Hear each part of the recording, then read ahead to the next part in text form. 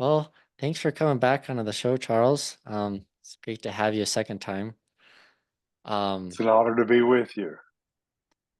we would mentioned a little bit beforehand about your new book coming out, and so I thought maybe you could just kind of share with us what what the idea was, like the genesis of your book, like what caused you to want to write it, and then maybe like what you think is the most important starting point and understanding what you're writing about, and then like how that would help us kind of get a whole idea of the theme of your book.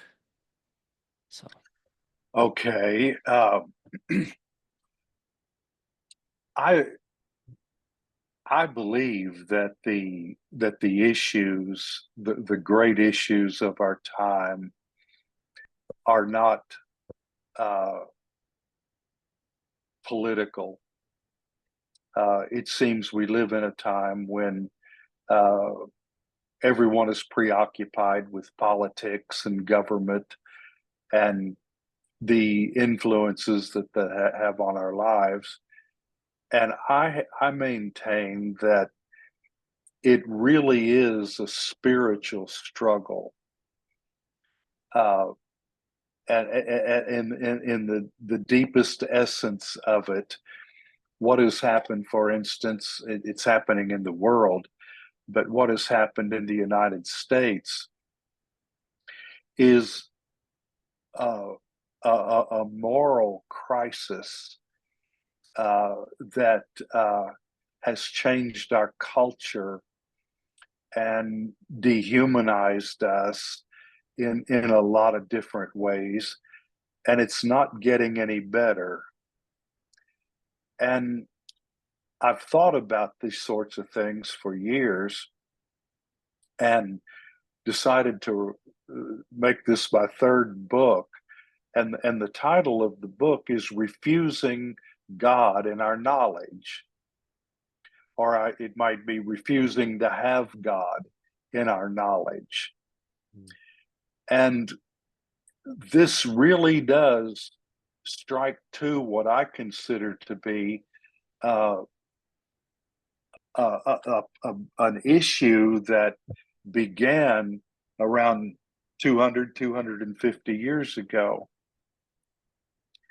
There were two books written, uh, one by Charles Lyell in the early 19th century, and uh, actually the late uh, 18th century, and another one by Charles Darwin in the mid 19th century. Lyell's book was, the title of it was Principles of uh, Geology, the Principles of Geology. Darwin's book, which more people are familiar with, was The Origin of Species. And these two books, written by two men who lived 150, 75, 200 years ago, are the two most influential books that have been written in the last 250 years. The impact of these two books has just been has completely dominated the thinking in the various scientific natural science disciplines, uh, in biology, archaeology, geology, geography, astronomy, anthropology, paleontology, everything in all of the natural sciences came to be interpreted in light of the truthfulness of the theories of these two men. And Lyell was the man that set forth the principle of uniformitarianism. mm, And uniformitarianism, as he defined it, was that there has never been a catastrophe on the earth, that everything can be explained as far as geography is concerned, and geology. Uh, it can all be explained by the processes that we see going on this very day. It rains and causes a little bit of movement in some sand and a little bit of erosion. The wind blows, the temperatures change, and maybe there's an occasional earthquake. But all the processes that we see going on today are the same processes that have been going on since the beginning of the earth. And it all ends up requiring, because of the theory, vast periods of time, unimaginable periods of time. So, to explain all that's going on today without considering anything catastrophic, uh, we end up that the Earth is 4.5 billion years old. And that's nothing but just a wild guess. Nobody has the slightest idea how many years ago the Earth actually was formed. But the dates, our whole concept of the dates, and the dinosaurs became extinct 65 million years ago. Everything is all of a sudden is explained in incomprehensible periods of time. Mhm. And with Darwin, he set forth the idea of biological evolution, the origin of the species, uh, the survival of the fittest, and that everything that is alive today and has ever lived on the planet can trace itself back to one single organism that came into existence from nothing. And he says that this took place about 3.5 million years ago, or billion years ago. Okay, so I have a question or two. You Yeah. know, Yeah. uh, I, I I was taught this stuff in college, and I've read all about this. And I'm, in one sense, I'm kind of these people's worst nightmare, because I know just enough to be dangerous. I'm not college trained in any of these scientific disciplines. My major was something totally different than that in college. But I've just had this curiosity all my life about these things, and so I've read everything that I could get my hands on about it in all the different disciplines, and have come to some conclusions and come up with some questions that they have no answers to. And you have to understand the intellectual climate in the United States, and but especially Europe during the time that these men lived. Lyell had a tremendous influence on Darwin. Mm. When Darwin set sail on the Beagle to go on his field trip, where he came up with all of these ideas, the captain of the ship had a copy of Lyell's book on uniformitarianism, Mm. and he gave it to Darwin. Uh-oh. So Darwin's on the Beagle sailing around, and he's reading Lyell's book, and he bought into it hook, line, and sinker. And so everything that he saw, from the little finches on the different islands of the Galapagos Islands, and all of these things, where he came up with these ideas, it was all seen in context of uniformitarianism and the idea of vast periods of time. Mhm. And so Darwin came up with the idea that life began in some primordial ooze out in the water somewhere where circumstances were just perfectly right. And poof, here's this one little cell out there in the middle of the ocean somewhere, all by itself, the only living thing in the universe. And here he is. Well, and we're told it was just a simple one-celled whatever. And every last thing that lives or ever has lived up until this very day goes back to that little cell. Well, I had a question or two about this. They don't talk about the origins so much. They just pick up a few million, a billion years later, and because it's they don't want to go all the way back there, because this little critter had to, number one, he's alive now, but he has to survive.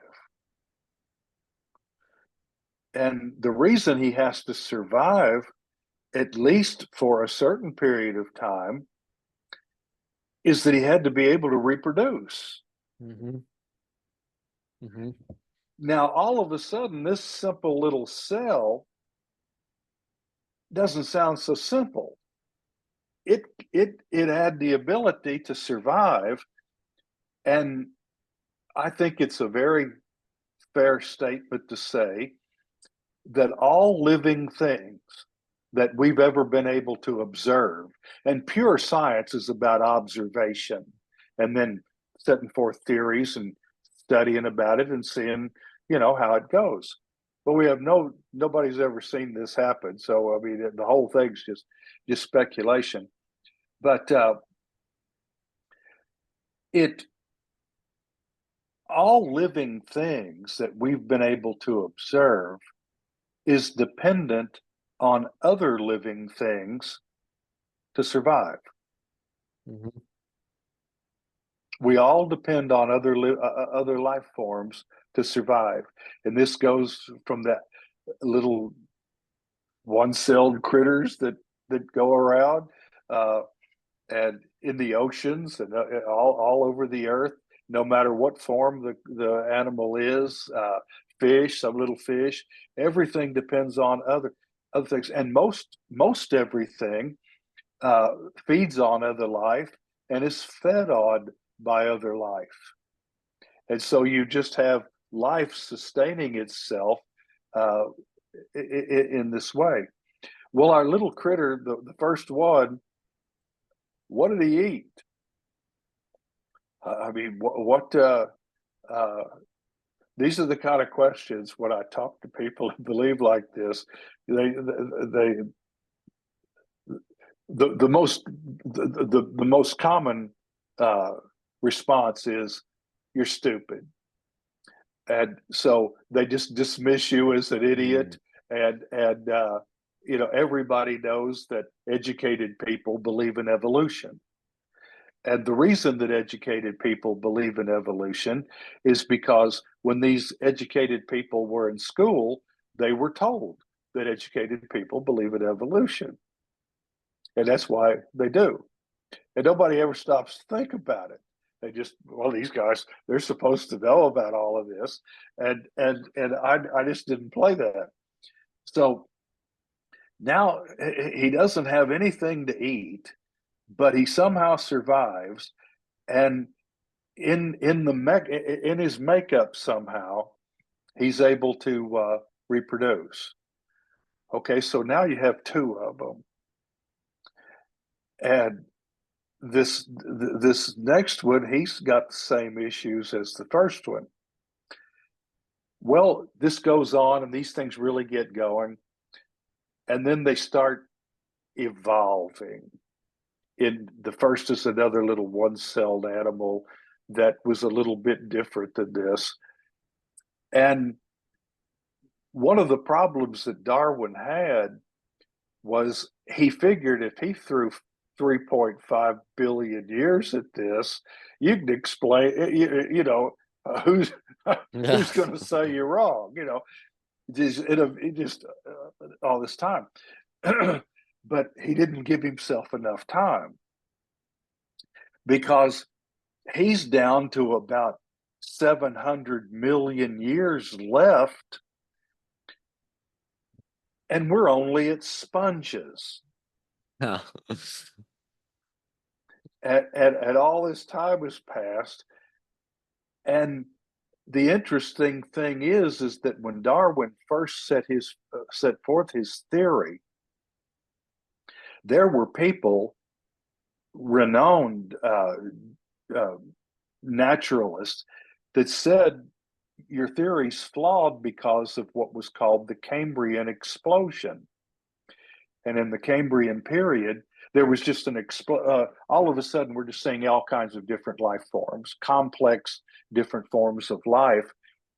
And Darwin actually knew that his theory was flawed. And I don't know just where he would have gone with it, but people at that time were looking for an alternative to believing in God. Mhm. And there were philosophical movements in Europe that they were searching for something. And lo and behold, Darwin gave a theory where you did not need God. There was another explanation, and that's what we went with. And with Lyell and uniformitarianism, what happened? Uh, uh, Thomas Paine in The Age of Reason was a deist, and he believed in God and a creator, but he didn't believe in a revelation. Mm. And so there was no word of God. God just, as I put it, God came down here and he created us and he looked us over and he saw he was happy with us. He gave us the ability to reason and to think logically. And he slapped us on the butt and wished us well and went to the house. And nobody's seen him since. He's just been gone, you know.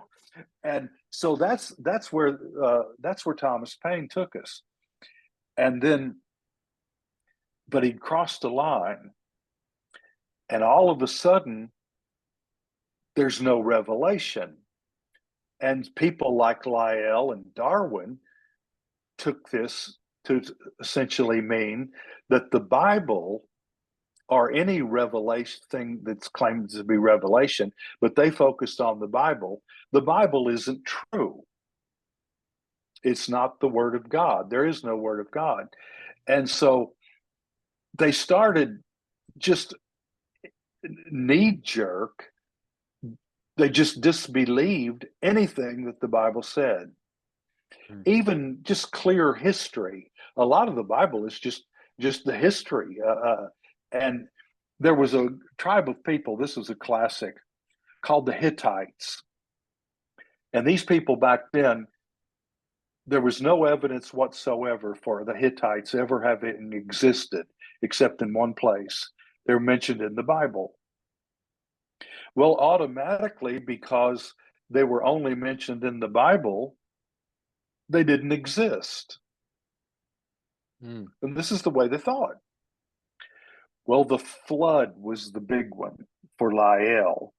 Uniformitarianism, no catastrophes. Everything's just the little trickles running of water over billions and millions and billions of years. But the Bible talked about a flood. Well, there was no flood Mm. because that would have been a cataclysm. Mhm. And so I'm kind of getting way into this. You asked me one Oh, no. question, and I'm still talking. But No, it's what good. what what happened was we we forsook any kind of a real moral base. If man is nothing but an evolution from some lesser animal type, we're supposed to have evolved from monkeys, Hmm. uh,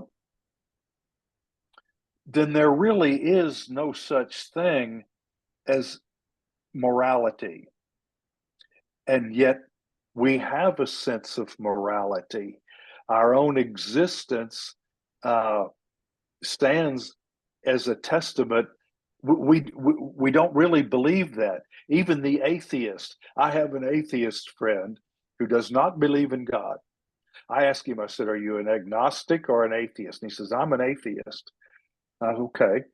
But this is a good guy. I like the guy. I don't think the guy would steal from me. He's a good, decent guy, but he's an atheist. Well, he he has no base for any of this, and yet there's something in him. He's a good man, and he knows what right and wrong is, and what goodness is, and it's a part of our nature.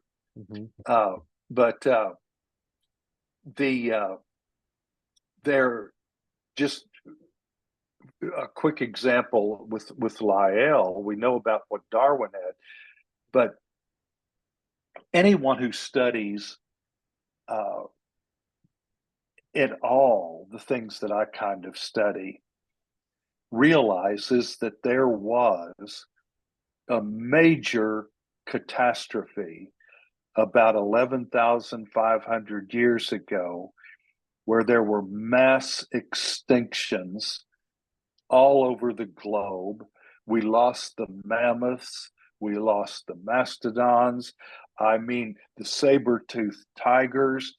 I mean, just endless species, highly evolved, if I may use the word, species of the highest level, the highest order, the greatest animals of them all.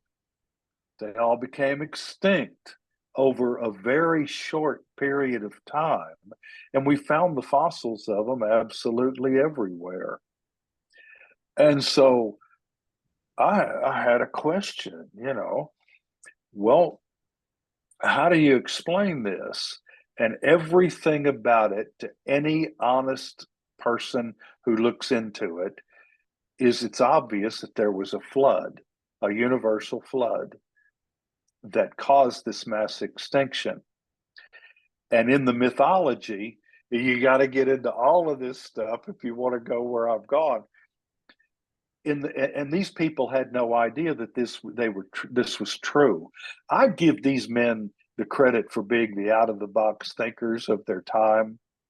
But like a lot of times when you jump out of a box, you kind of get a little crazy and you reject everything that the guys in the box are talking about as being untrue. And you come up with all your own ideas, build another box, and you jump in it with all the people that believe like you do. And you're no different than the ones in the box you got out of. You just think you have different points of view. But what happened was it was obvious that there was this massive flood. And in the mythologies of people the world over, there was only there was over 500 different cultures and groups of people around the earth that believed that once there was a universal flood. Wow. It was a part of the stories, part of the history of man.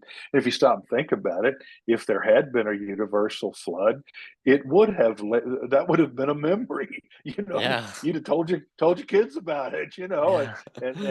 And and it wasn't just a local thing with one person. That the Bible just tells us about Noah, but the Sumerians had a Gilgamesh, and he had there were in the there up in the Pishnim was the name of the guy that built the ark and survived the flood. But there was over 500 flood traditions, and these men didn't know about this. We've learned so much since they, gave us their theories that I give them a little, I cut them a little slack because they just didn't know. And there was a lot of it was just pure reaction against Roman Catholicism and the heavy hand of the church in controlling information and what was true. But in the book, to make a short question with a long answer, uh, I'm getting into all of this and talking about from physics, from all of the different natural sciences, including physics. I'm getting into where there are my thesis is that those two theories put us into a circumstance for now over 200 years where we have been incapable of understanding anything because everything has to be understood in light of those two theories. Mm, And we have become a people who refuse to even consider creation. mm, And I maintain I'm a creationist unapologetically, and I'll sit and talk to anybody about it. And I've talked to these archaeologists and all these different people, and I give them my points of view. And a lot of them are just kind of shocked because they've never even considered an alternative point of mm, view. This is Darwin is true. I mean, that's the truth. Lyell, uniformitarianism, it's the truth. Now, even though our knowledge has grown to a point where we realize that a lot of stuff that they said can't be true, we still won't give up the time. Everything, nothing happened recently, and so now you hear them talking about the dinosaurs. Well, a meteorite slammed into uh, just off the coast of the Yucatan Peninsula, and mm-hmm. that brought about the extinction of the dinosaurs. When I was a little boy, the dinosaurs became extinct 65. Oh, and it was 65 million years ago when the meteorite just happened to hit. And when I was a kid, 65 million years ago, there was some kind of a climate change and it got dry and the dinosaurs are going around and they couldn't find enough to eat. And over a period of time, they all just starved to death. And they Mm, had little illustrations of them falling, and nobody, and they talk about fossils, nobody even considers what it takes for fossils, how few animals actually are fossilized. mm-hmm. But uh, let me I think I've I kind of given you an idea of No, where it's this is going. I've been reading about this stuff since I was a kid.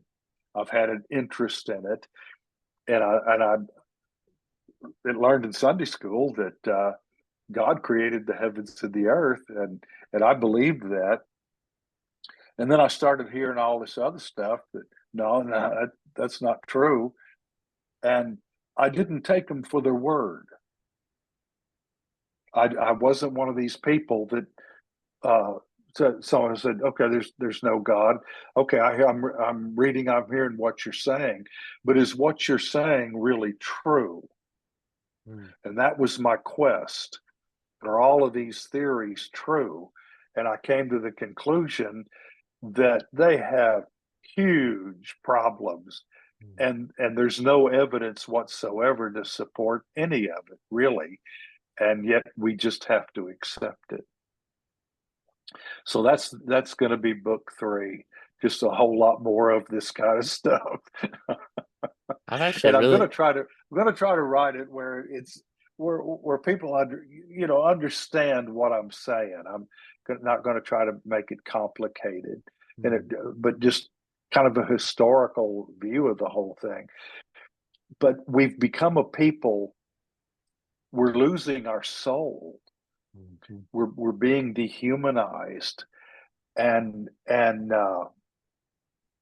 I remember years ago, I heard a Jewish man say, who was a Holocaust survivor, Mhm. and they asked him, "Did you ever wonder, you believe in God, did you ever wonder where God was?" And he said, "No, I wondered where the human beings were. Mhm. I wondered, are there any human beings left on this planet?" You know, uh, which I thought was that was an answer to a question I've never forgotten. And when you refuse to have God in your knowledge, you're free to go anywhere because there's no sense of responsibility, uh, the uh, or any reckoning uh, of God. There's nothing to discipline our behavior and restrain our behavior, and that's one of my points uh, Texas Grit and in Ponder on It Pilgrims, my other book. One of my Texas Grit sayings is that wisdom will always be the first casualty of unrestrained behavior. Mhm. And when we look at what's going on in the world today, more and more and more and more, people are just living in totally unrestrained with no sense of self discipline whatsoever. And so I'm really going to hush now and let you Oh ask me no. another question. That was a great answer.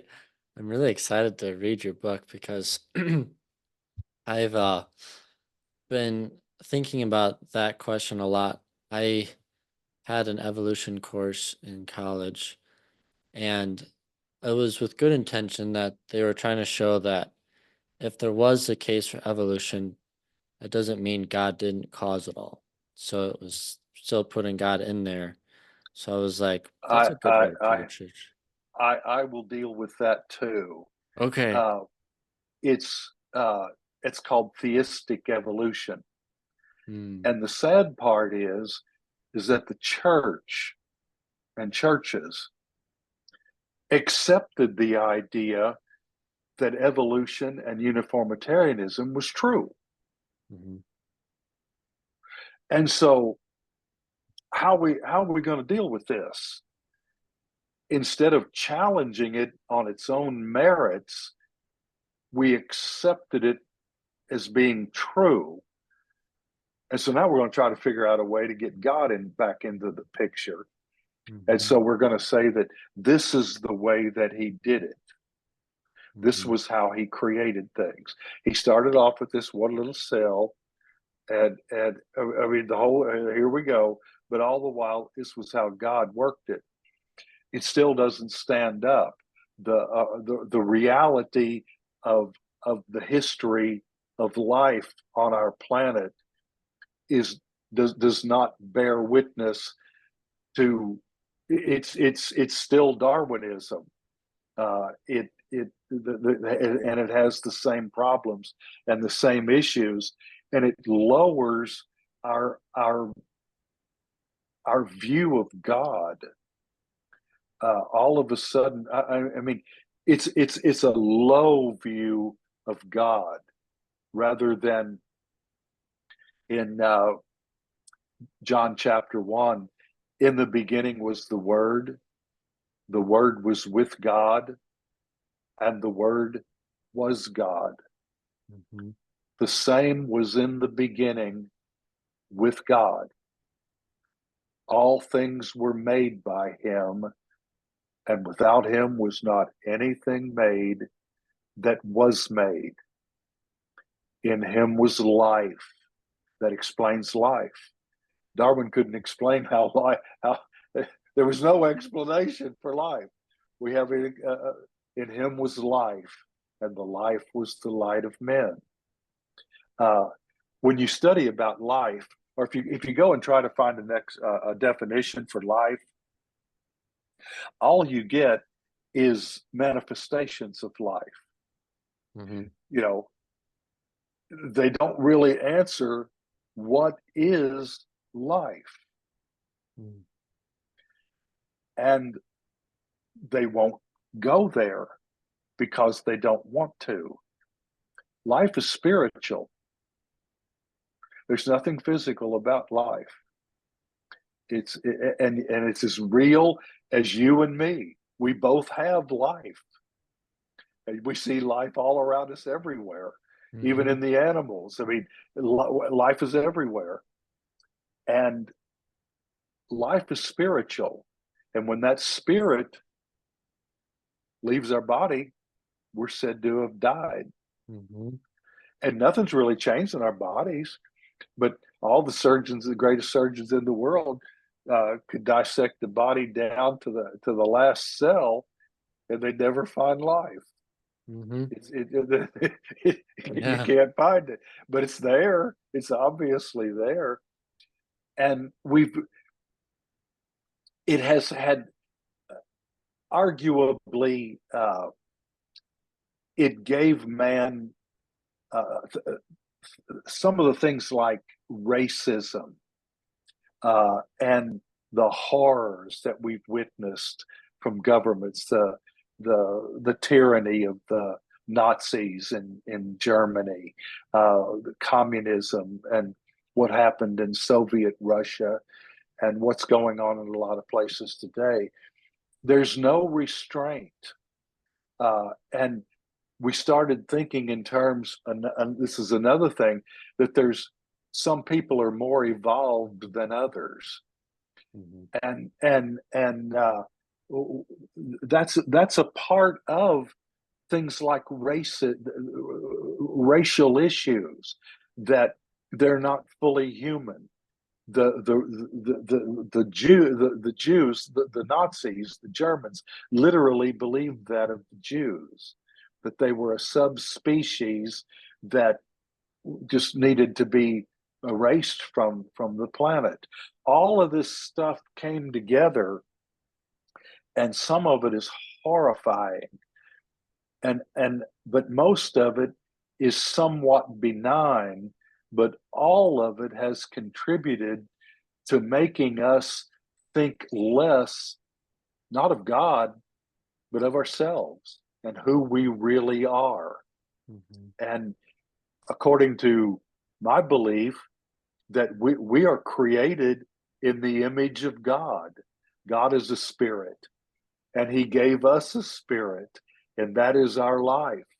And He also, we got this physical body, but fundamentally, basically, we are spiritual beings, and that will be made evident to us when we die, because the spirit's gonna. That's all that's going to be left, Yeah. and and we'll enter into a whole different reality, Mm-hmm. and everything we hear about it is it's going to be a nice place to be, Yeah. and you know, and yet and the weaknesses of our flesh and the limitations of our bodies, all of that's gone, and but we've we've lost a concept of spirituality, and there's some of the new age philosophy. You hear people talk about being spiritual and that sort of thing, but it's not the same thing. And so uh, I I've spent a lifetime thinking about all of this and decided I'd put my thoughts down in a book. And so Yeah. that's where I am right now. Have you you mentioned the cataclysm of 11,500 years ago, and I was curious because that is the same timeline that that series Ancient Apocalypse is saying. Hmm. Have you studied those guys, Graham Hancock and Randall Carlson, much? Or are you familiar with them? I've read every book that Graham Hancock has written, Oh, okay. and I love the man. I absolutely love him. He is a by the numbers scholar Hmm. that searches for truth, a very cautious, careful, detailed, scholarly man that is in, to me, the spirit that I'm in. He just wrote a bunch of books, and but he's a guy that's looking for the truth, Hmm. and he realizes that a lot of the stuff that we're being told about history isn't true. The historical timelines, well, as I said, we're incapable of understanding anything if you buy into Lyell and Darwin.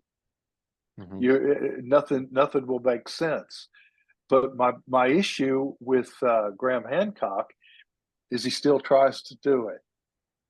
I He know, yeah. he's brilliant, but he can't let evolution go, and he can't let uniformitarianism go.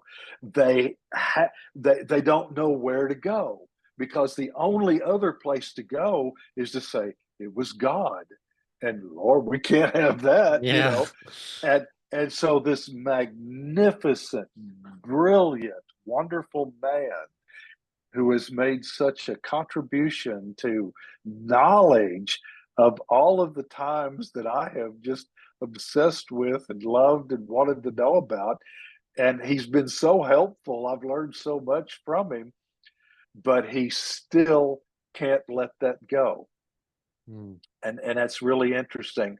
Uh, I've read a lot of different books on the subject. It's hard to even remember some of them. It goes back so far. Immanuel Velikovsky was another one that I read when I read his work when I was in my 20s, Mm. and it was a life changing experience. And I've come to disagree with some of Velikovsky's conclusions when there was a time when I thought this guy had it all figured out. And I realized that, and he couldn't give up on evolution. He tried to he but he was trying to, and so he went with vast mutations, great mutated creatures that all it all seemed to happen at once, and it produced all kinds of different critters, and that was how I got a jump on things. But Mm. the fact is that everybody admits mutations never helps a species. I mean, Yeah. there's no, it never gives you some. It if you end up with a third arm, you're going to be handicapped. I Yeah. mean, it's always something. It's something wrong. It's never something better. Uh, and I make a point in the book, and I'm not going to get all into this, but the second law of thermodynamics totally blows up the whole idea of Darwinism and uniformitarianism. It is essentially all things go from order to disorder in a closed system. And yet, so if you just leave your house, the episodes that you were on not too long ago about life without people, where all of a sudden one day there's just no people that exist. Everything is exactly the same as it is right at this moment, but all the people are gone. And within 1,000 years, there's hardly anything left to give evidence that we even existed. Everything decays, and even the roads are gone, the buildings all crumble, and everything that we built is all gone, and there's no evidence of us even having existed. Yeah. Uh, Evolution says everything gets better and better and better, and it's a total variance to the second law of thermodynamics that not one scientist in the world disagrees with. And when I tell them about this, their teeth fall out because they've never stopped to think about it. That's And funny. I tell them we shouldn't be evolving from the monkeys. We should be devolving back to monkeys, Hmm. or else it doesn't make sense. And so I'm kind of, it's sort of like being the worst nightmare. Some guy that, as I said, coming along, I've read just enough to have some questions, and that has shaken my belief that these guys haven't convinced me that what they're saying is true, because I have some questions that they can't answer, and when they're confronted with the questions, they don't have answers for them. So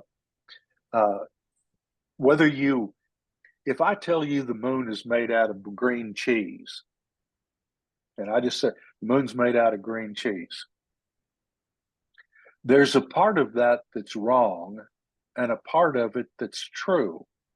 One thing is true and one thing is false. What I said was false. The moon is not made out of green cheese, and everybody knows it. So I'm wrong on that. But what is true is I did say that the moon's made out of green cheese. Mm-hmm. That's true. I did say that. You can't say, no, you didn't say that. No, I did. I did say that. So what I said was wrong, but what I said was true. Hmm.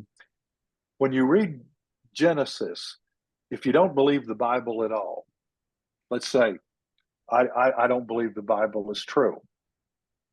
The same thing is true. You may not believe what it says is true, but it is true what it says. Mm-hmm. Same thing. Hmm. It's the same thing as me saying, yeah, it is true. I did say the moon's made out of green cheese. All right. So what does it really say? It starts off talking about man being created, is talking about man, that we were created in the image of God. Hmm. And that that's where our life came from. And that it had the ability, it talks about having the ability to reproduce. But my point is really that according to the Genesis record, man was at his highest level at the moment of creation. It would never get any better than that. And then man fell and things started getting complicated. And by the sixth chapter of Genesis, God's just kind of fed up with everything. and, and we have a flood, but man had deteriorated to something that was so far beneath what God had intended. But here's my point, it is the second law of thermodynamics at work. We Yeah. start out at the highest level, and if you read each chapter of Genesis up through Genesis 6, what you're reading is deterioration. What you're reading is the, the demise, not the evolution to something better, but you're reading about uh, things going from order to the highest level of order to disorder, and Hmm. that's been the story of man. Uh, fall, and so I believe the Bible.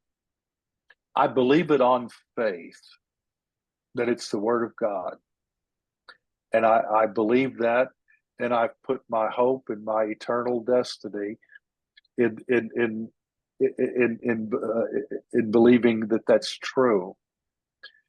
But I've also given a lot of thought to it, And I think it's somewhat of a sacrilege for someone like me to try to prove that God exists. Mm. I mean, we're talking about the God of the universe, the creator of the universe, and here's this man down here trying to decide, trying to prove whether God exists or not. Now we accept it by faith, but from there I go, is it believable?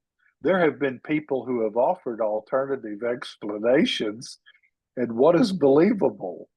And I find believing in God to be much more believable than believing in Darwin and Lyell. And but yet it's still a matter of faith with me. And if you want to talk about faith, to to to to go where Darwin went and Lyell went, uh, I mean, it was pure raw faith without anything to support it except just their wild speculations about what they thought. And I don't know of a book that's saying what I'm saying, Mm. and that's why I'm Yeah. writing. Why I'm writing the book, and it's really kind of a legacy thing. I want my family, my great grandchildren, my great grandchildren, to have something they can put in their hands and say, "Old Grandpa believed in God, and this was why he wrote Yeah. down, you know, this is what he believed."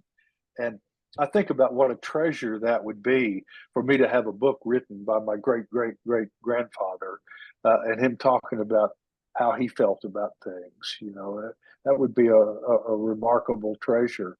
Yeah.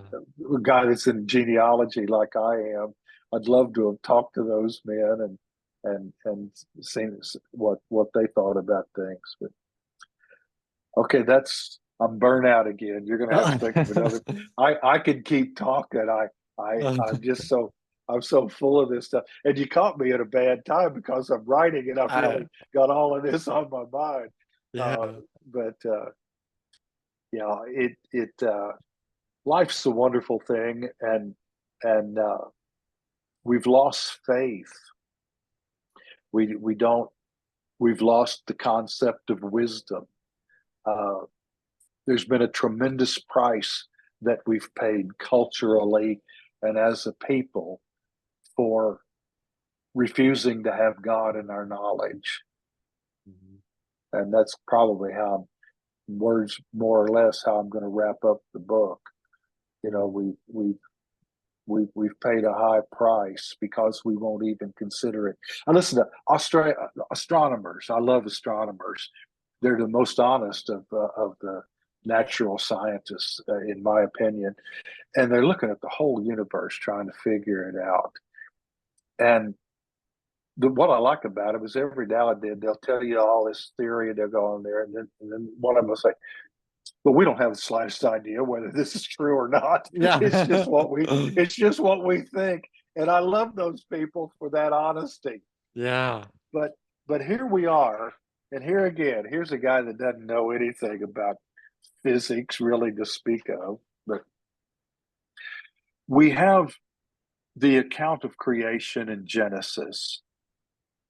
We have the account of creation. There's several places where it talks about it.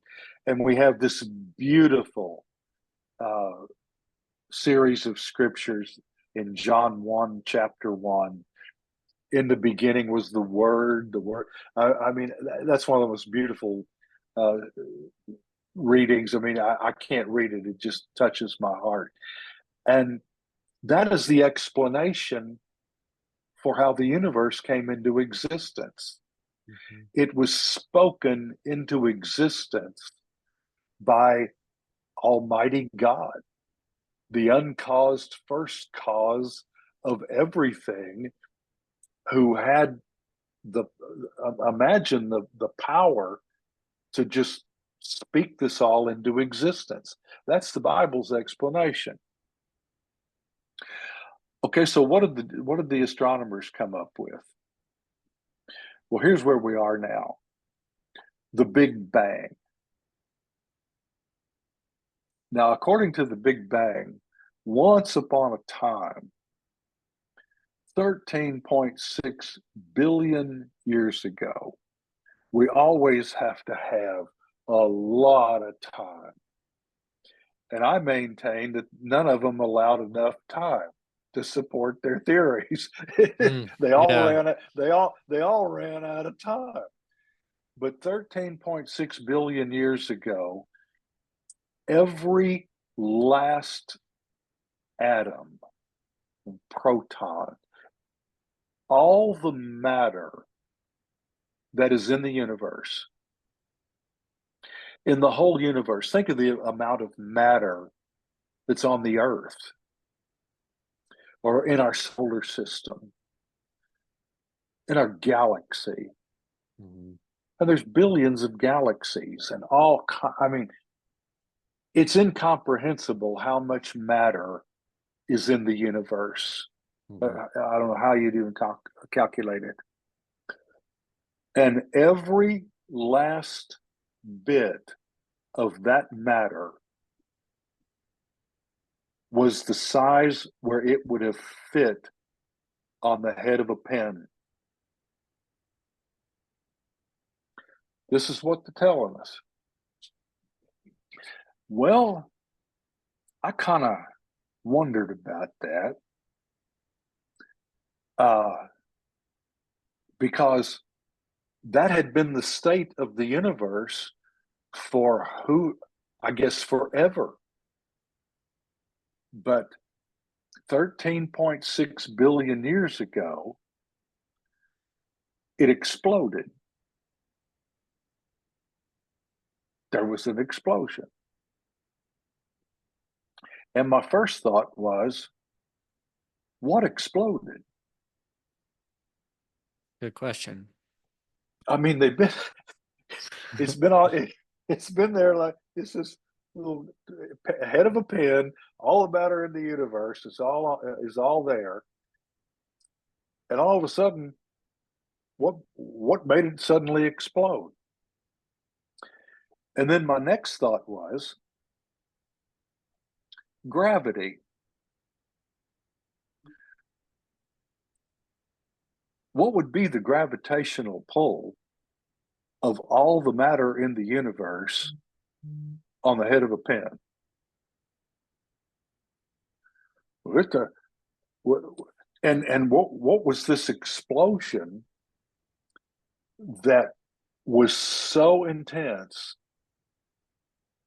that all of that matter, all the matter in the universe was able to escape the gravitational pull Mhm. of itself.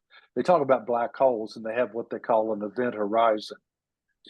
And beyond you pass that and gravity, gravity is so powerful that not even light can escape from the black hole. I mean, light can't even get out. You're in there, and you're not going anywhere. That's one little black hole. Well, now we're talking about all the matter in the universe, and they want us to believe that there was an explosion, and all of this stuff just went flying everywhere. Was there no event horizon? And but I mean, what would be the if there a black hole can have a gravitational field that light can't escape? What would how would something have escaped the gravity of this Big Bang thing? And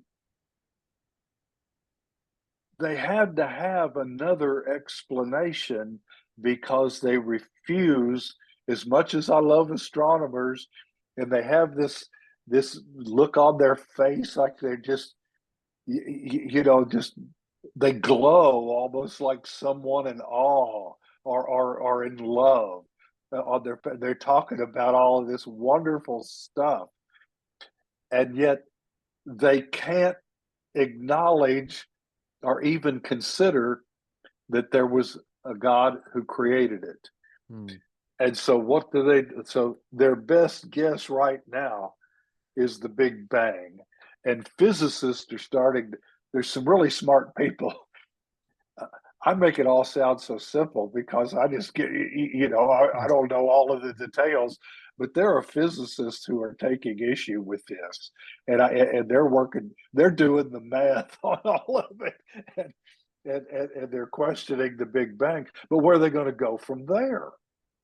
It's all it's like with Darwin and Lyell. There's nowhere else to go once you buy into that, Mhm. and that's where the astronomers are now. Man, yeah, I that's so interesting. I've been wondering about that a lot too, especially since, you know, the law of gravity is anything with matter draws to itself other matter. So much so that it can bend light around itself. Like with planets, there's like the star effect. Like if the stars in the sky aren't really where you see them, they're actually moved over a little bit. You're just seeing the light bend around the planet to come to you. Yeah, the So, gravity. When mhm, we look at the sun, we're seeing the sun as it was 7 minutes ago. mhm, It's taken the light that long to get here. So when we look out in the universe, uh, we're looking back in time, maybe billions of years. I go with that. I mean, I don't know how actually. Uh, I just deal with what they're trying to tell me is true, mhm, whether I believe it or not. Some things I don't understand and never will. But we are looking back in time. mhm. Uh, some of the more planet or suns that are close by, Sirius, it's like 8.6 million miles. It would be billions of miles away, I guess. Yeah, it would have to be. Uh, we're looking back in time, billions of years at just things that are right around us. Gravity uh, distorts everything. The escape velocity of the Earth is 25,000 miles a second. Mhm. So when they get these rockets fired off to to escape the Earth's orbit, they have to get them going that fast, or they can't escape the. It's incredible the amount of speed that it takes, and yet we got everything in the universe on the head of a pin, and something exploded, and voila, here's the Mhm. universe. Just you know, Yeah. out now it's all out there, all the matter's scattered around, and the gravity's pulling it back together, and the universe is creating itself, and some gets a big ball of matter kind of gets up, and it's pulling other stuff in, and how they explain how the universe, how galaxies form and all of that stuff, gases swirling around and gravity, uh, but we're supposed to believe that explosion, uh, it it would have been a big bang, that's for sure. Yeah. Uh, but when you stop and think about this, I don't claim to be a real smart man. Uh, I don't know what my IQ is. I I consider myself to be a man of average intelligence and falling into a range of being average intelligence. And I can when I study this stuff, I have what I consider to be some good questions. Now, the guy that I'm talking to might be a nuclear physicist. It's got an IQ of 200, and he's a genius, but it doesn't. But he still can't answer my question. Yeah. He can't defend what he believes. There's no evidence for it, and so people like me drive smart people nuts. I call them the smart people, and I love them. How these brilliant, men with all of their knowledge of take an archaeologist or a geologist, man, he has a PhD in this and just this wealth of knowledge about it all, but he doesn't understand anything. He can't really, Yeah. he has all of this knowledge. Egyptologists, they can tell you everything in the world about Egypt, but they don't understand anything. Uh, they have to tell us that cavemen in loincloths that had scarcely figured out how to scratch their butts had built the pyramids. Didn't have a Mhm. wheel, didn't have iron, didn't have anything. I mean, hunter gatherers that got up every morning and just trying to go out and find something to eat to survive another day. And one day they were all sitting around the cave there, some of the guys, and their bellies were full from something they'd killed or found that day. And uh, one of them looked at the other and said, "Ugh, let's go build pyramid." Yeah. Not likely. Because those people were not evolved enough to to have the ability to do it, and yet somehow they did. When they discovered Gobekli Tepe, another ancient ruin over in Turkey, an unimaginable archaeological find, it they the dating systems they get that messes them up a lot too. But somehow or another, they came up with a date of 11.5 uh, thousand years ago. Well, the pyramids weren't built, they said, until about five, I guess it was 4,000, maybe 5,000. I've forgotten. There's Mhm. like 3,000 or so, about 27,000, 27 hundred years before BC. But anyway, this Gobekli Tepe was completely, I mean, it was just out there. And by the evolutionary chain and timeline, those people weren't even human beings Mm. and just the most basic hunter gatherer type people. And when they came up with the date and all of this unimaginable construction that rivals anything that we've ever found, and it was dated 11,000 years ago, here's what they said. We've always said that hunter gatherers back at this period of time couldn't have done something like this, but they did. Yeah. They did. Although it made absolutely no sense whatsoever, according to their theories, they had to go with it. Mm. And, there's logistics and construction projects. Yeah. Uh, you got some guys out here, hunter gatherers, and the guys that are going out trying to find something to eat would get a little impatient with the guys over here trying to build a pyramid, Hmm. and they're having to get enough to feed themselves, but we got to get enough to feed these guys too, because they're not contributing anything to our survival. They're over there building the pyramid.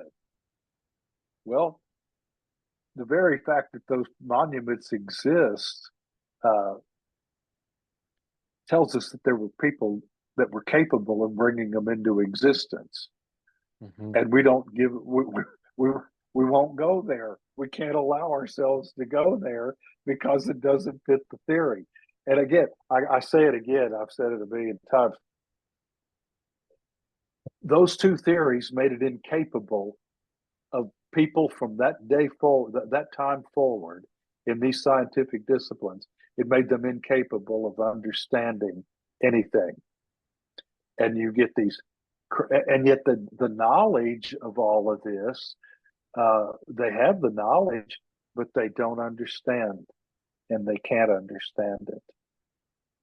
Interesting, interesting stuff. It is. Has, Like, has been to me. yeah, that reminds me of that map they found. Forget which one it was that had Antarctica on it. And that What was, did you hear about one that? of my one of my chapters in the book is about Antarctica and the maps. Oh, yeah. There is no way in the world. They say a conservative estimate is that ice has been. They have to throw time at everything because nothing can happen quickly. So Antarctica has been covered with ice for at least 1.5 million years, Hmm. and yet it was not discovered until 1818, just a little over, 100, 140, 50 years ago, or whatever, 1818. And then it was 1918. Now it's over a little over 200 years ago. They and yet the Russians drew a map of the world in 1800, and down where Antarctica is, there was absolutely nothing there. Hmm. Nobody had ever been down there. I mean, no, there's nothing there. Okay, but in the 15, 16, 1700s,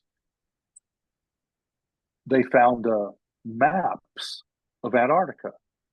Hmm. Before Antarctica was even discovered, maps existed that obviously went way back in antiquity. And there was one that showed Antarctica covered with ice, pretty much like it is today. And there was some where a lot of Antarctica wasn't covered with ice.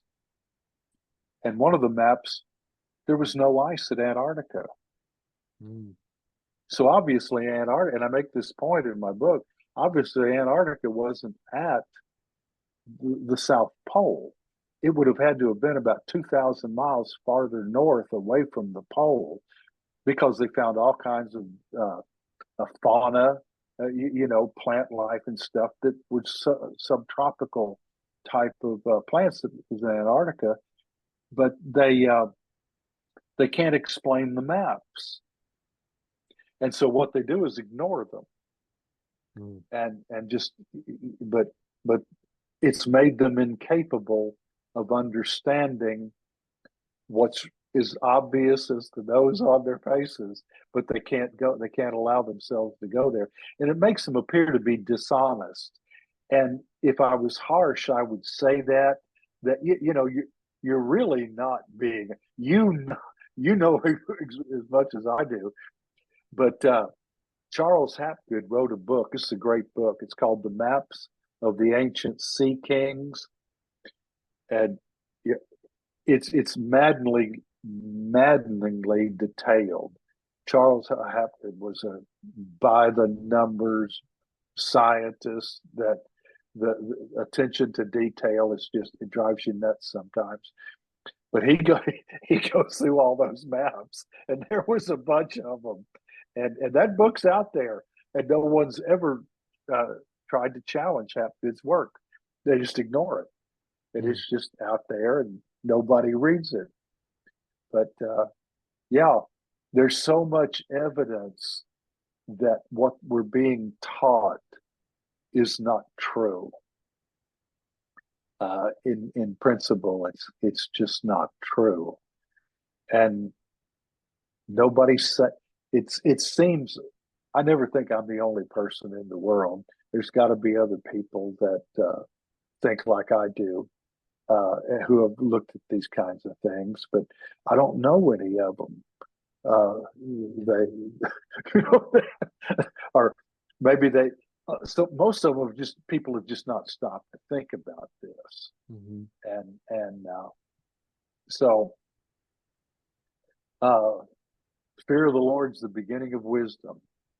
Mm-hmm. It all starts there. And every morning I pray and ask God to give me wisdom, knowledge, and understanding. I want all three. Uh, if you don't have understanding, I call it the golden triad: wisdom, knowledge, and understanding. And that's a prayer I make every day, uh, because I want to know what's true, and I want to keep my mind open to something I might learn tomorrow that might make me change something that I've written in my book already. Mm. I want to go back and rewrite it, Yeah. because I learned something else. Yeah, that's a really good prayer to pray.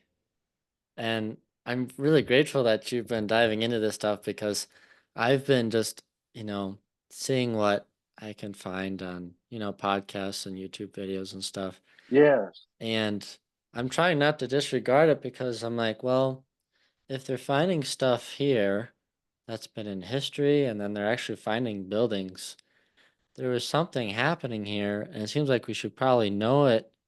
And it seems like usually the people that say, oh, we shouldn't be bothered with that, it's not important, usually it comes back to bite them later. And yes, like, I've wondered too if like the Lyell and the Darwin era, well, those are really after a lot of the modernists and postmoderns and a lot of the people like Nietzsche and all of them that didn't, they yes, wanted to convince the world that we didn't need God and that it would yes. be better without God.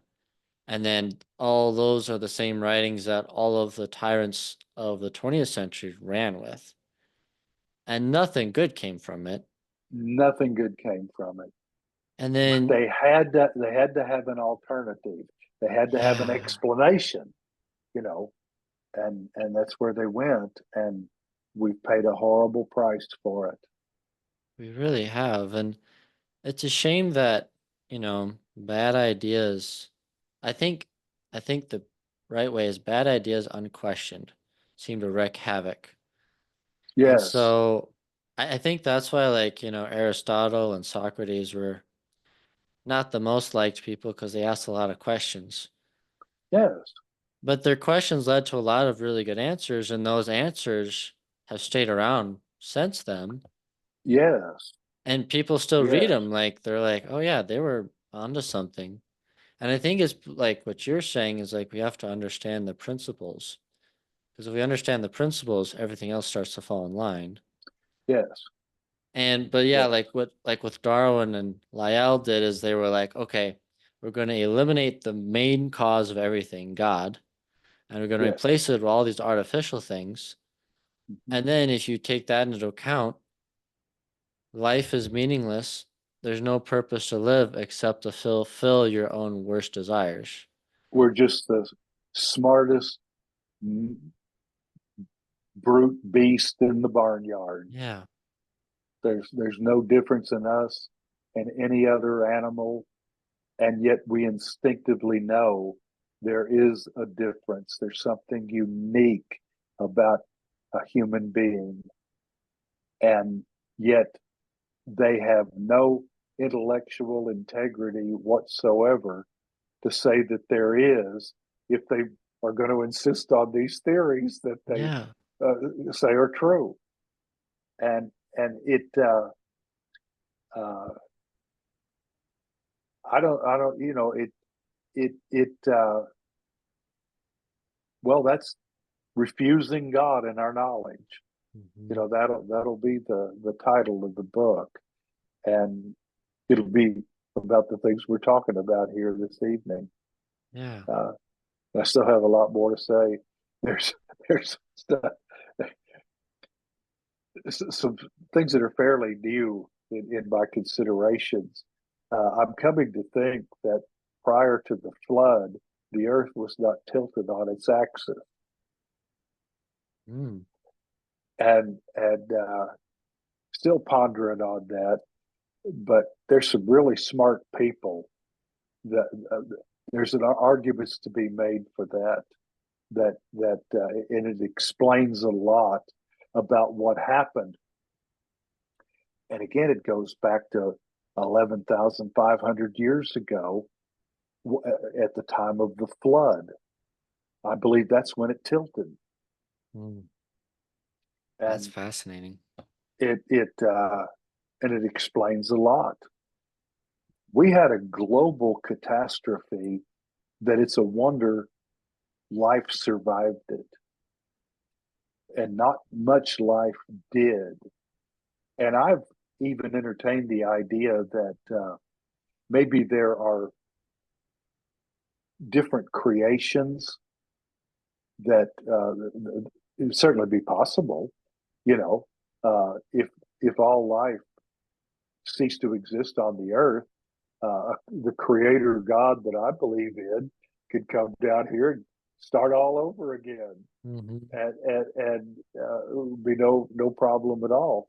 Uh, but there's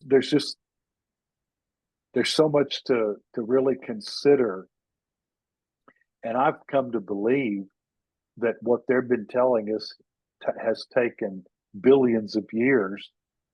Most of it happened about 11,500 years ago, Hmm. and we don't have a clue. Not a clue, because we refuse to consider a catastrophe. It hasn't been a month ago that I heard this guy on TV was talking about the extinction of the mammoths, and his theory was they were hunted into existence, into extinction. That man was just killed them out, and yet they find these things, just thousands, how innumerable carcasses in the tundra up in Alaska, and places where they are just buried in heaps. They obviously died under catastrophic conditions. Uh, the shifting of the earth could explain a lot about mammoths even living in Siberia. We find all these carcasses up there, but they were an animal that would have lived in more temperate climates, and there was no ice at the according to them, there was no ice at the North Pole when at the end of the last ice age. I mean, I'm starting to get off. I'm chasing around all over the place, Yes. but the rising of mountains. I mean, the Earth's crust was just in upheaval, Mm. and the destruction by uh, a global flood, fires, but the shifting of the Earth's crust caused unimaginable harm. And I think what we're seeing today, uh, uh, volcanic earthquakes, volcano explosions, and all that. I think it's the Earth still kind of resettling and trying to get back to normal. Hmm. And I think the whole uh, dispersal disbursement of land and sea was different in the world before then. The Mm. world doesn't even look like the same place, and we assume it did. Hmm. Lyle, the assumption was the world looked just like it did now, Hmm. all those years, and uh, it hadn't been that long ago that the ocean covered most of Russia, Yeah. and it doesn't seem to be that there was hardly any water in the Mediterranean basin, Mm. and that there were land masses that reached out from Europe and took in uh, Great Britain, but even on out as far as Iceland and maybe even Greenland, there was land out there. And then Plato talked about in one night an unimaginable kingdom called Atlantis that was out in the North Atlantic beyond the Pillars of Hercules sank into the ocean in one night. And all the people that, if you believe in Atlantis, you're pretty much a kook. Yeah. But the ones that do are looking everywhere in the world except where Plato said it was. And if it had been for Plato, we would have never even heard of the place. And he told them where it was, and nobody's looking there. And, That's really and funny. it's just all kind of crazy. But anyway, I was curious, have you thought much about the idea of aliens? well, here's the funny thing about the aliens. Yes, I have given it some You thought. have? Okay. When I was a boy, if you believed in flying saucers and aliens, you were an idiot. Hmm. You were an Hmm. idiot. Nobody believed that. But here's what happened. As we continued to learn history and in a lot of the things that we have learned, we've had to concede certain things. And when it comes to the great monolithic structures found all over the world, we were given an explanation that they were built by essentially cavemen. And then some people just got to the point where they thought there just isn't any way that people that didn't even have a wheel, I mean, just the growth of knowledge, there's no way that could be true. Okay, so what are we going to do? We got the theory of evolution to deal with, and it is a fact.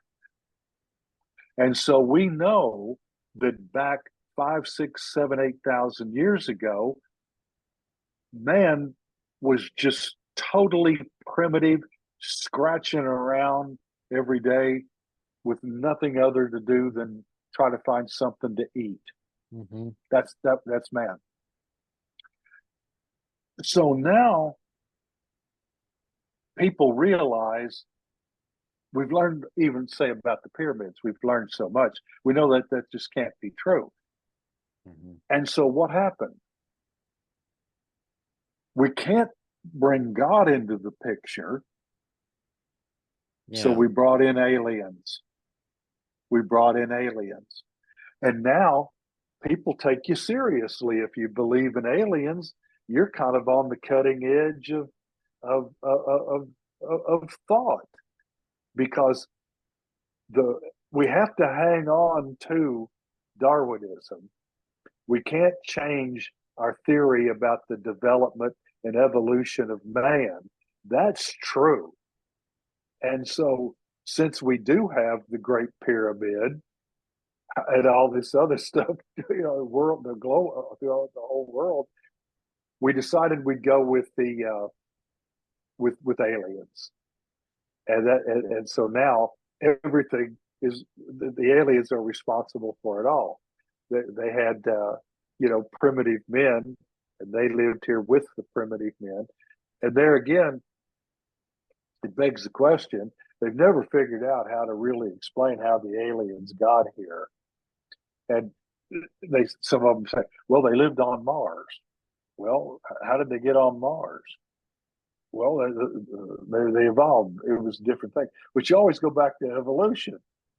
Okay, so if evolution didn't take, and they're even saying now that the life was seeded from space and fell on the earth, and that's how it got seeded here on the earth. All you do is push the problem back a notch. Hmm. At some point, you have to figure out, well, the very first thing that lived Where was it? What did it come from? It never answers the question, but they always think it does. So Aliens is the latest attempt to try to make sense out of what we see in right before us in ancient history. Hmm. I have a saying, Texas grit saying, the existence of something stands as evidence of something capable of bringing it into existence. Hmm. And that's not arguable. I think that's truth. Uh, it it's there, so something had to be exist that could bring it into existence. I think that stretches all the way up as a part of my belief in God. Something existed that was capable of bringing reality into existence. Hmm. It had to be. And what was it? Well, it was either something intelligent or uh, just all the matter in the earth, in the universe together in one little pinpoint and uh, had an explosion. Yeah. I mean, you, that's how you, and I've never, explosions tend not to be creative. I mean, I've never seen an explosion that helped anything. Hmm. It made something a little better. The whole idea is to kind of reverse a process here of some kind. Hmm. But we're being asked to believe it's it's the emperor has no clothes on. Hmm. I mean that everybody pretended that he did Yeah. because no one would say. And then the little boy, mommy, the emperor, he doesn't have any clothes on. He was Yeah. the only one who would. He was the only one who would say it. Uh, I love to talk about this stuff. I don't often. There's not many people. I can really I can get people bored real quick if Mm. I start talking about this. Uh, my son has an interest in it, so Mm. we have some great conversations, Mm. and we don't agree on everything. Uh, but that's not even the point, you know. Yeah.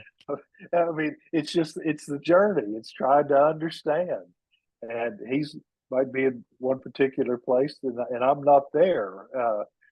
But both of us are without an agenda, just trying to understand these things. Yeah. And he's more into the sciences like physics and that sort of thing. And his brain works differently than mine. He's a detail guy, and I'm a big picture guy. I mean, I know that Caesar crossed the Rubicon. Hmm. I know that. My son will tell you where he crossed it, the name of the horse he was riding when he crossed it, what he had for breakfast that morning. Hmm. He just amazes me. And that kind of detail doesn't interest. I don't capture those things in my thinking. I just see the big picture, and so uh, we sometimes that causes us to disagree Mm. about things on occasion, but it's always just in fun. Uh, just two guys reading about this stuff and wondering what's true. But he's way into physics, and uh, there's going to be some things in my book that are from physics that uh, he's kind of counseling me on, and I know a physicist, and it's about carbon and the development of carbon. It's the fourth large, most abundant uh, chemical in the universe, and it's impossible for it to even exist. Mm. But but it does, and I'm gonna be talking about that. Oh, that'd be interesting. Yeah. Yeah, yeah. There's a lot. It's well, I can't get off on all that now. Yeah. We'll have to have a series going of like Yeah, different topics because I was I curious. hope your people are interested in this. I wondered if everybody's gone to sleep on us or if they just turned you off.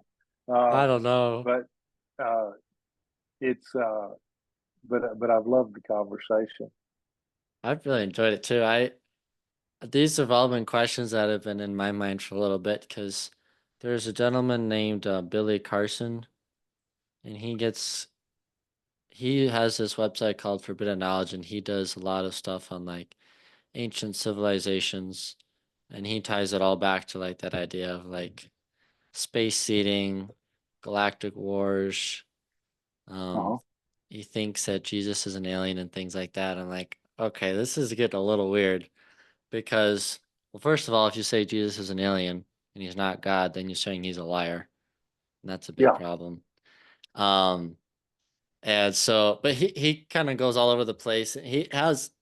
He thinks he remembers everything right, but then he says some stuff, and I'm like, I don't think that would work. Like he said yeah. once that like the Catholic Inquisition was 80 million people. And I looked it up and I was like, there were only Oh, 400 million people alive at that time. yeah, yeah. That would be 1 in 4 people getting killed. And I was like, I don't think they would have let that happen.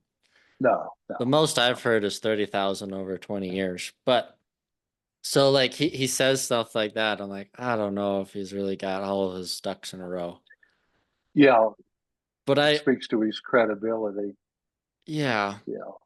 but yeah, that's the thing. Like he might have some good things to say, but um, I don't know if you're familiar with a guy named Dr. Stephen Greer. You heard of him? I've heard of him. Okay. I've heard, but I don't remember. I don't think I've read anything. The man, his name escapes me, but he wrote Chariots of the Gods. Oh Uh, yeah. that book was a phenomenal success. It it made aliens. It made them kind of an in thing. It Mm, was okay to believe in aliens.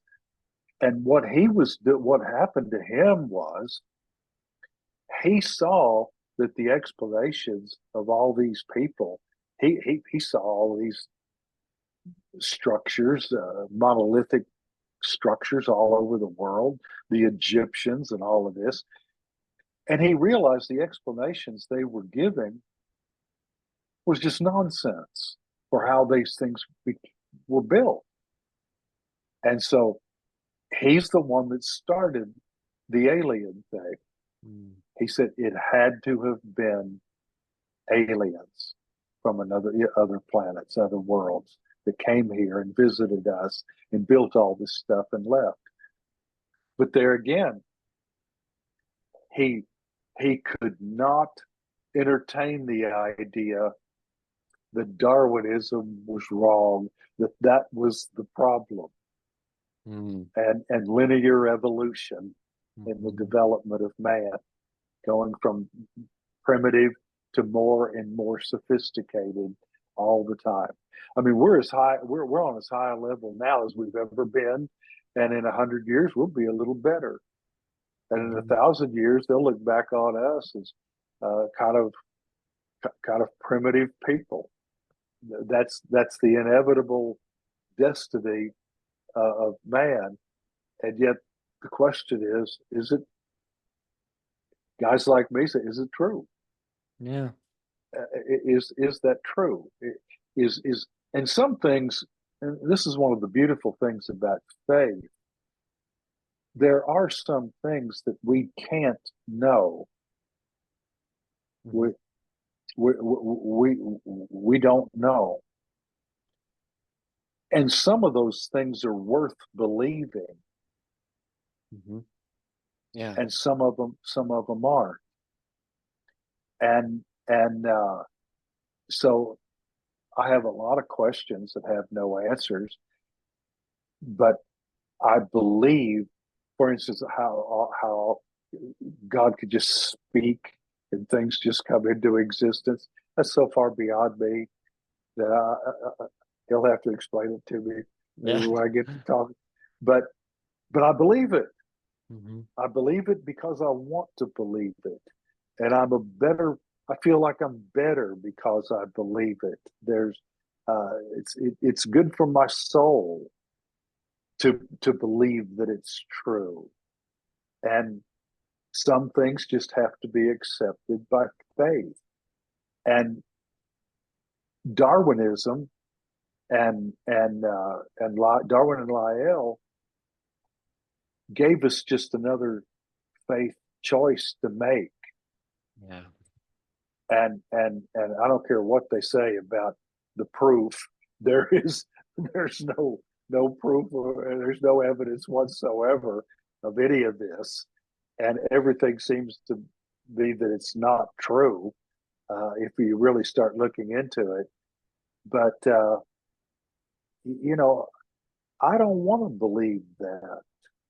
I don't want to believe that I'm just an animal. I don't want to believe you are. Uh, I don't want to believe anybody is. I want to believe each individual has great worth. They're created in the image of God. They're unique. There's never been anyone like them, and never will be anyone like them. Every person is unique, and there's one race. We're all uh, human beings, and we've divided ourselves by superficial differences, which was is always wrong. But we're I want to believe this, and if everybody believed this way, uh, we wouldn't have had the Holocaust. Uh, and some of the unimaginable things that we can speak to, being constantly at war and uh, uh, the hate and rage that seems to exist uh, around the world now. Uh, these aren't people that think the way I do. Yeah, that's a really good point. I thought about it kind of in a similar way too. It was like if you accept what these people give you, n- we're not created by a God that loves us. We don't have a mission in life. There's no such thing as love. Um, No, we got just set here by some other species to be their workforce or whatever to do these things for them. yeah, You trade in hope, love, family, good things for nothing. A life of it, despair. it is total despair. Yeah. It is total despair. If you believe that and allow yourself to go with it, you you you are a beast. It is dehumanizing, and some have gone that far with it. And but there's no, yeah, and these things are spiritual. Love is spiritual. Hmm. Uh, Kindness, goodness, gentleness, patience. These aren't things that you can open us up and find. Hmm. They're on a whole different level. That conscience. Uh, these things are they make us uniquely different, uh, and there's no explanation for it in the evolutionary model of Darwin, none whatsoever. And yet they pretend that it is, but you can't let them go there if you want to be ornery with them when you're talking to them. You can't give them an inch. Yeah. They have nowhere to go. Yeah. Nowhere to go. Uh, Life and death, that doesn't matter.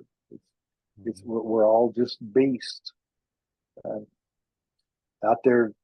Survival of the fittest. Hooray for me. Hmm. That's Yeah.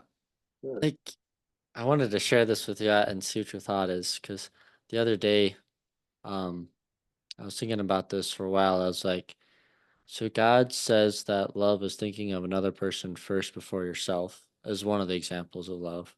or how love works. Yes. And I was trying to think of it as like, why is that the case? It's like it's wrong to commit suicide, but it's considered the greatest act of love to give your life for your friend. Uh-huh. You're dead in both situations, Yeah. but how you died, it dramatically changes everything. Yes. And so my primitive conclusion so far is that uh since we're made in the image and likeness of God, we can't be infinite beings because there can only be one. Hmm. God is the top, but he made us like him. So I think we're limitless in the sense that we can always go past what seems like a limit. Hmm.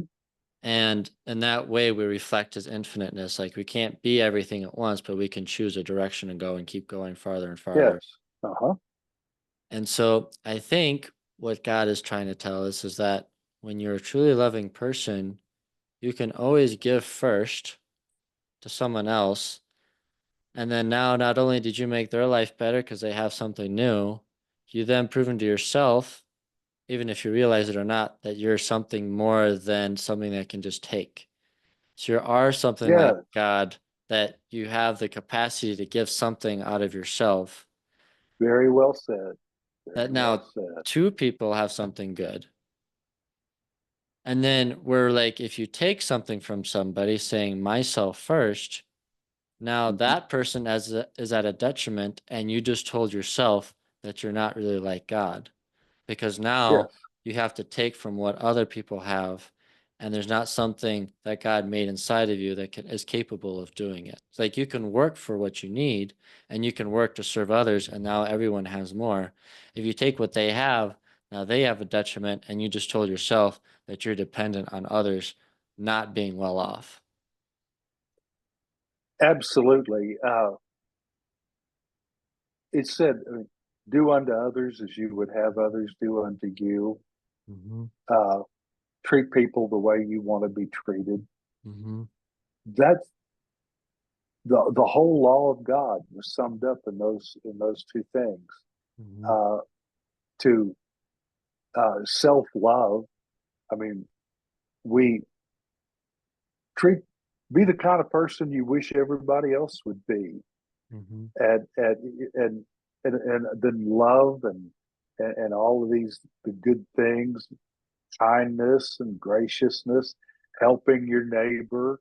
Uh, we become that's the kind of people that we become, and that is godlike. Mm-hmm. That we're fallen, but we still have that nature. Uh, it can be within us, uh, and that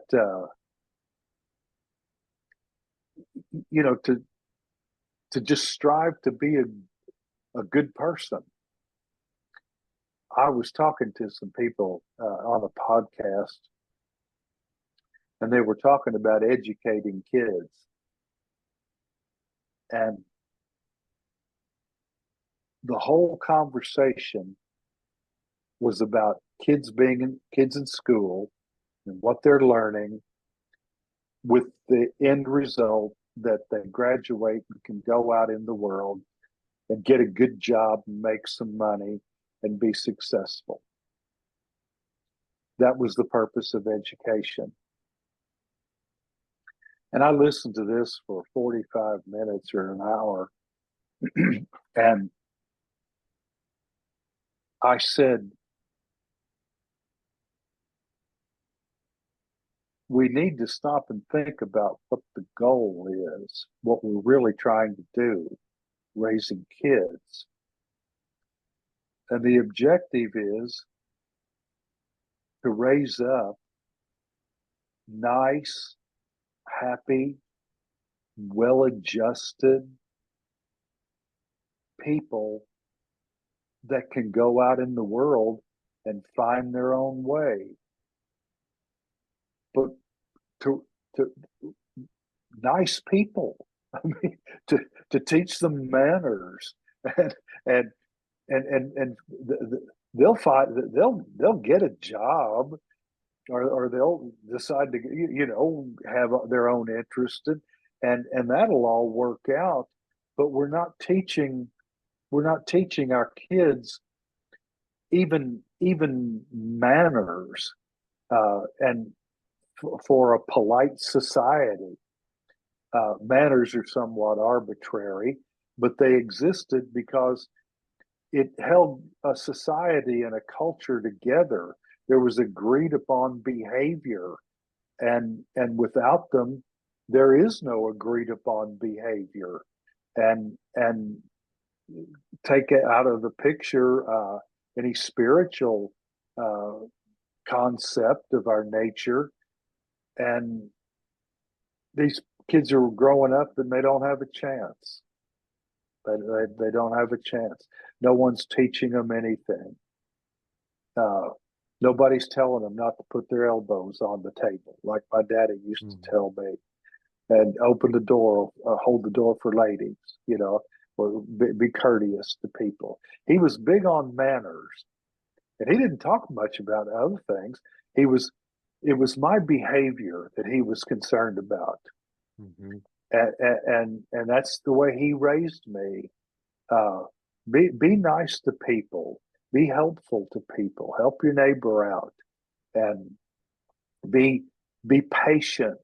Uh, the fruits of the spirit: love, joy, peace. You know, all of these things. Learn those lessons: patience, kindness, goodness, faithfulness, gentleness, self control. Those were the things he was interested in me becoming. And he never talked to me about whether he wanted me to be a doctor or a lawyer or anything. I mean, it didn't seem to matter. He Mhm. wanted me to be a nice, grow up and be a nice man. And I you know, I've appreciated my father and the way he raised me. And I think he had the right idea. And he'd whip my butt too. Uh, he didn't mind that at all. He didn't take any foolishness. Mm. He was strict, but he was very loving and very kind. Never raised his voice to me one time in his life. But if I misbehaved and he thought I needed it, he didn't mind giving me a spanking, and I love him for it. I never had, you know, Yeah. it it, uh, it didn't scar me or anything. Uh, he, but we've lost our way, and that's a lot of the work that I'm doing when I talk and ponder on it, pilgrims, about uh, being wise and making good decisions. I mean, we've lost something.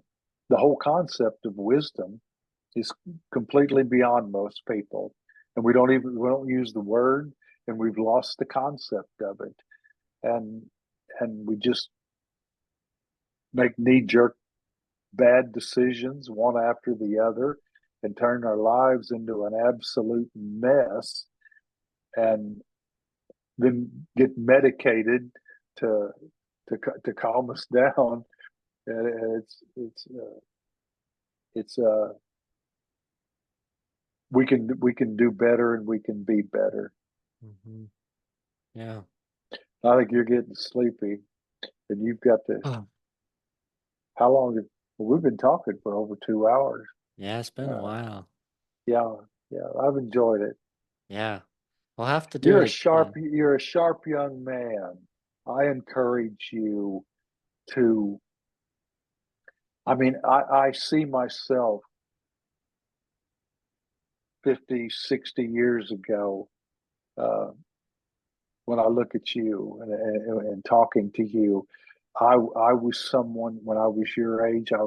I just I just wanted to learn stuff, and I wanted to know stuff. I was reading books, and uh, you mentioned Graham Hancock, and I know you're a reader, and uh, you'll continue to grow, you'll continue to learn, and you'll know things that I haven't even thought about. Uh, and I don't know what the world's going to look like in the next 50 years, but you Hopefully, you have 50 more years or longer, and be a be a light. Be a light. There may be a lot of darkness Mm. Yeah, in the years to come.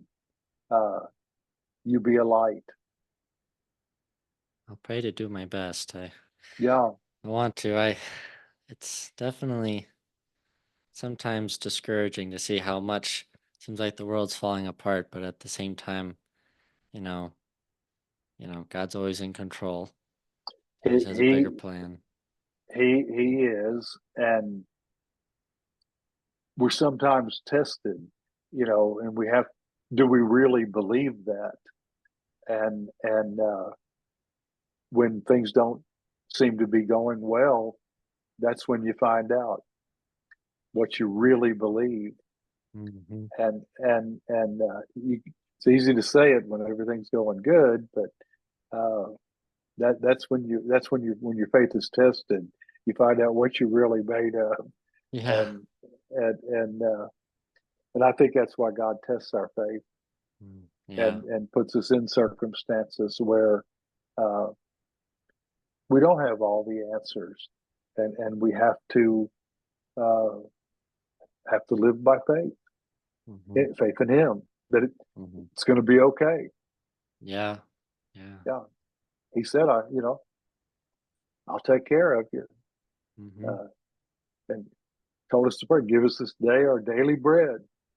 You know, pray for the necessities of life, and he's there. He's there. Yeah. Well, thanks for encouraging words. Uh, we'll have to do this again soon. Would you be interested Well, in doing another one? sure, Okay. sure, I feel yeah, like we touched a lot of really interesting topics today, and I'd love to hear more of your thoughts. And yeah, maybe we could.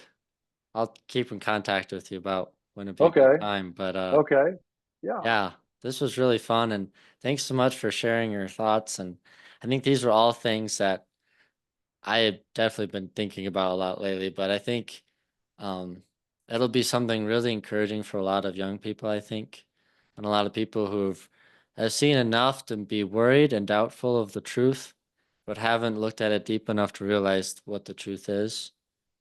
So yeah. I think it'll be a really helpful thing. A, a simple question to ask people when you, for instance, Darwinism. Say, I know you've been taught that. I was taught that, Hmm. and these were theories that Darwin believed. I mean, this is what he came to the conclusion that this was true. And your question is, was he right? Hmm. And you have a right to consider what he said and decide for yourself whether you believe he was right or not. And that's kind of it's a fun challenge. Don't just accept something that someone else says without questioning whether it's or even considering whether it's true.